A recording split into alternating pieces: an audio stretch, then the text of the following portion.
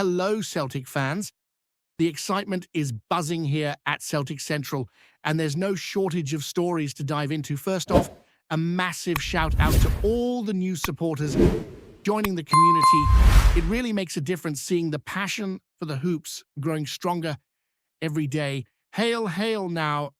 Let's get into the heart of what's been dominating conversations: the squad, the transfer rumours, and the ever-persistent question of who will lead Celtic forward this season. The club finds itself in one of those moments where history seems to loop back on itself, and the fans are left both thrilled and bewildered at the same time.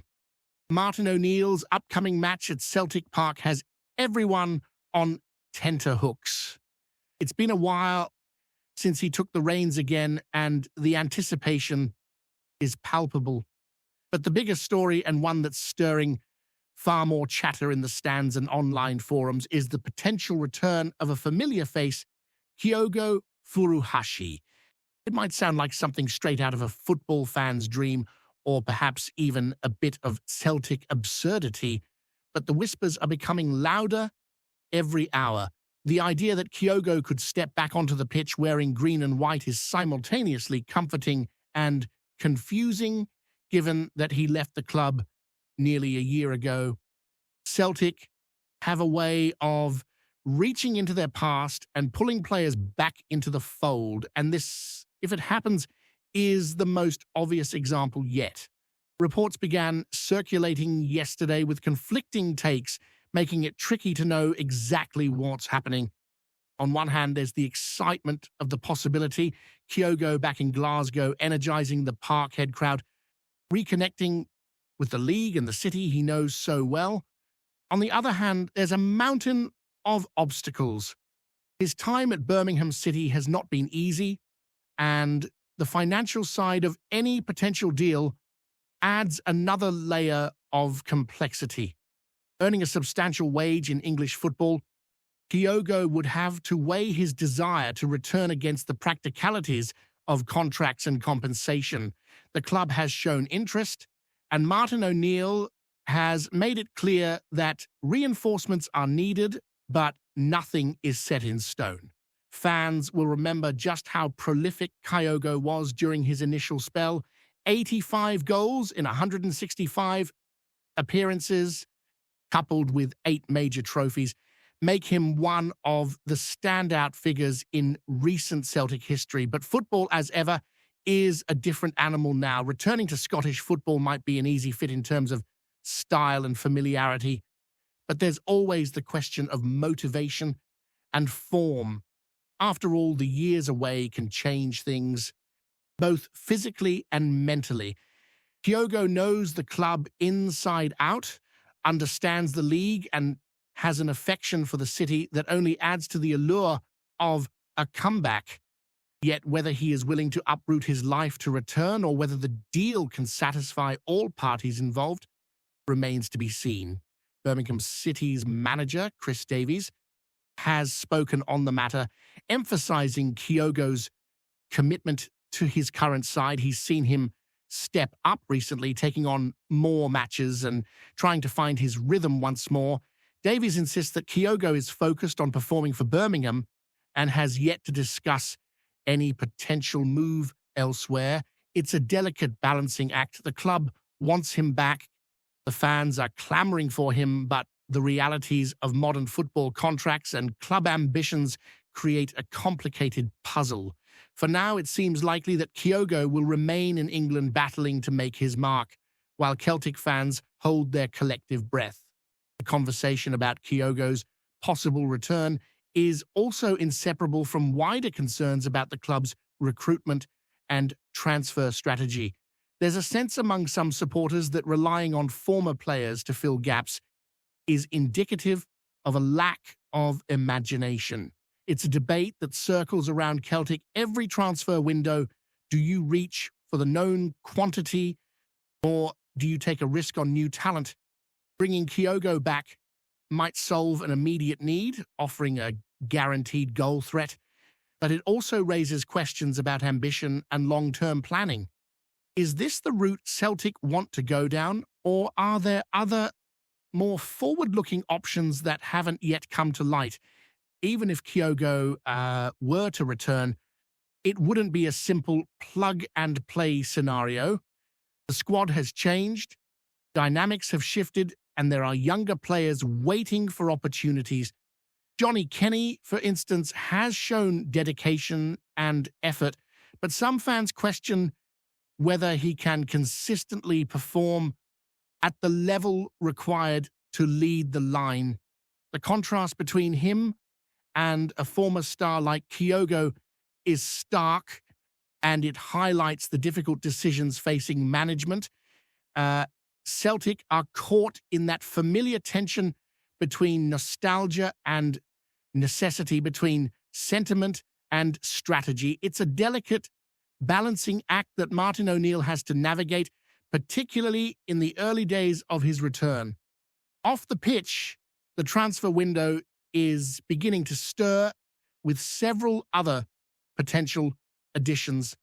Julian Arojo from Bournemouth has been secured on loan as a right-back, and Jocelyn Tabby, a young Ivorian right-winger, is being pursued. The buzz around Tabby is centered on his pace and directness, though there's cautious optimism given that he's not yet proven himself in a top-tier European league. Alongside these moves, Celtic are reportedly considering another right-sided attacker and possibly two strikers before the window closes. There's speculation that one of the forward targets could indeed be Kyogo, but if so, what level would the other player bring? It's a question that fans are dissecting eagerly, weighing potential impact versus long-term development. The story of Jocelyn Tabby has drawn attention beyond the footballing sphere as well, with external organizations raising concerns about links between his current club and wider political and ethical issues. This has added a layer of controversy as Celtic are seen to be navigating not just the sporting landscape, but also reputational challenges. It's a reminder that football in the modern era is never just about what happens on the pitch. Every signing, every move, every negotiation can be scrutinized, debated, and contested in ways that fans and clubs have to consider carefully. In that context, the scrutiny over Kyogo's possible return is just one part of a wider picture. Meanwhile, other players are also in focus. Nico Sigor, a Canadian international, is reported to be close to joining Celtic, though negotiations are on hold following managerial changes. Sean McArdle has returned from a loan spell and is training with the first team, with questions over his contract and future at the club still to be resolved. Even players like Kobe Donovan are being linked with potential moves, reflecting both the depth of talent and the constant adjustments being made in squad planning. Each of these stories weaves into the larger narrative of Celtic trying to maintain competitiveness while managing transitions, injuries, and ambitions. The backdrop to all of this is the ongoing performance of Celtic on the pitch. Tomorrow's match against Dundee United carries weight, particularly under a returning manager like Martin O'Neill. There's a sense that the team can and must respond, bringing consistency and focus to home fixtures. It's the kind of challenge that galvanizes players and supporters alike, reminding everyone of the passion and intensity that Scottish football commands. Fans are hopeful that, with the right strategy and perhaps a touch of luck, Celtic can navigate the remainder of the season with success, whether through tactical acumen, smart signings, or the occasional heroic performance. This mix of nostalgia, strategy, and ambition sets the scene for what promises to be an eventful transfer window. Celtic fans are watching, debating, and imagining scenarios that range from idealistic dreams to plausible realities. Will Kyogo return and rekindle his magic at Parkhead? Will new signings like Tibi and Sigur make an immediate impact? Or will the learning curve be steep?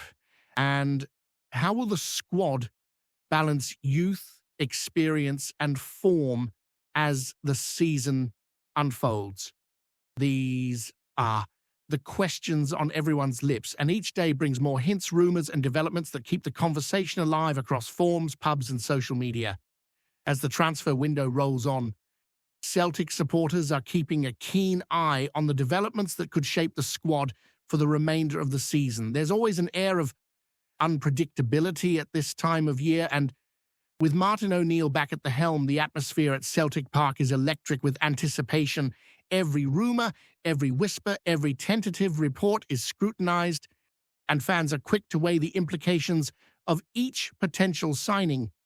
The return of Kyogo Furuhashi, while still uncertain, has sparked conversations about strategy, ambition, and the direction in which the club is heading. Beyond the drama surrounding Kyogo, there are fresh faces potentially arriving at Parkhead who could make a meaningful impact. Jocelyn Taby, the 20-year-old Ivorian winger, has been linked with a move that could bring a burst of pace and directness to the right flank. Scouts have been monitoring him closely, noting his agility, speed, and ability to stretch defenses. While there are questions about his final product and consistency, the opportunity to integrate a young talent into the squad provides a glimpse of long-term planning alongside the short-term fixes. If Taby adapts quickly to Scottish football, he could become a vital asset for Martin O'Neill as he reshapes the attacking options. Celtic's recruitment team is also reportedly eyeing another right-sided attacker, which has led to speculation over whether this addition could complement Taby or serve as a more experienced option to balance youth with reliability. There's talk of Nico Sigur, the Canadian international who has been playing both as a defensive midfielder and occasionally at right back. His versatility makes him a compelling option, particularly in a squad where injuries and rotation have created gaps. While his move is currently on pause due to managerial transitions, the interest signals Celtic's intent to inject fresh energy into the squad and strengthen areas that have felt stagnant. The broader picture reveals a club actively negotiating a delicate balance between ambition and pragmatism. Bringing back a former hero like Kyogo might offer a short-term goal-scoring guarantee, but it's not without risk. Returning players often face pressure to perform immediately, and the mental and physical demands of adapting to new teammates' tactics and expectations can be formidable. In parallel, younger players like Taby and Sigur are entering a high-pressure environment where adaptation speed is crucial. This dual approach, leveraging familiarity while investing in potential, underscores the challenge Celtic faces in maintaining competitiveness in both domestic and European competitions. Off the field, the scrutiny from fans and external organizations adds another dimension to Celtic's transfer dealings. Taby's potential link to clubs with controversial ownership structures has raised eyebrows, illustrating how modern football is intertwined with broader social and ethical considerations. Fans, media, and advocacy groups are all stakeholders in the debate, reminding the club that transfers aren't just about footballing ability, they're about reputation, values, and the image projected to supporters. Navigating these waters requires careful communication and strategy, ensuring that Celtic remains true to its identity while pursuing talent that can strengthen the squad. While speculation abounds, the current squad is preparing for tomorrow's critical league clash against Dundee United. Martin O'Neill's return has injected optimism, and there's a belief that the team can rediscover the consistency that has sometimes eluded them. Key players are expected to step up, and the tactical approach may see tweaks to better utilize available strengths. Fans are keenly observing formations, lineup choices, and substitutions, analyzing how the manager plans to address both immediate tactical challenges and longer-term strategic goals. Every decision on the pitch feels magnified against the backdrop of transfer speculation and managerial change. Celtic's attacking options continue to generate debate among supporters. Johnny Kenny, despite his commitment and work ethic, is often seen as a placeholder rather than a starting striker, leaving fans yearning for someone with proven goal-scoring pedigree.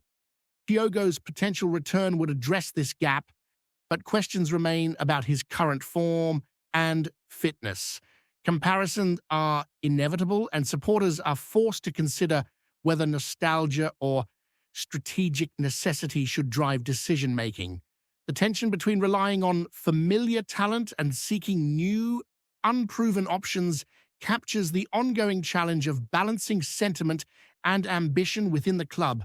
Before we proceed, subscribe to our channel and enable notifications to receive all exclusive news about Celtic FC. Don't miss any details about your favorite team.